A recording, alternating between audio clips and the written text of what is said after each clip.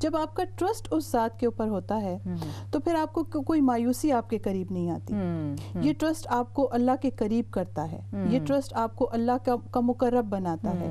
یعنی مقرب اللہ کا ہو جانا یہ بہت بڑی کوالٹی ہے, اور یہ بہت بڑی خوش قسمتی ہے جو انسان اللہ کے اپنے آپ کو اللہ کے قریب کر لے اور ٹرسٹ کی وجہ سے کرے کہ مجھے اللہ پر یقین ہے, مجھے اللہ پر اعتماد ہے. صحیح. دوسرا یہ انسان کو نیگیٹیوٹی سے نکال کر پازیٹیوٹی کی طرف لے کر جاتا ہے. بے شک.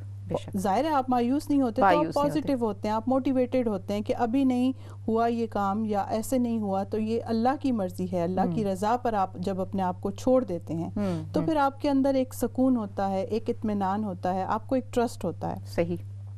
اور اللہ تعالیٰ نے اس کو قرآن میں بھی بہت سی جگہوں پر توکل کی آیات نازل فرمائی ہیں, توکل کے متوکلین کے بارے میں ارشاد فرمایا ہے. جیسے سورہ طلاق کی آیت نمبر 3 میں اللہ تعالیٰ ارشاد فرماتے ہیں, اور جو کوئی اللہ پر بھروسہ کر لے اور اپنے کام اللہ کے سپرد کر دے تو پھر اسے یہ یقین ہونا چاہیے کہ اللہ اپنے کام پورے کر کے رہتا ہے. بے شک. بے شک. یہ کتنی بڑی دیکھیں سمجھنے کی بات ہے کہ اللہ اپنے کام کو ادھورا نہیں چھوڑتا, اللہ اپنا کام پورا کرتے. لیکن آیت کا اگلا حصہ ہے کہ پھر اللہ نے ہر کام کا ایک انداز جو ہے یا اندازہ جو ہے وہ مقرر کر رکھا ہے. یعنی اللہ کی ٹائمنگ میں ٹرسٹ کرنا یہ توکل ہے.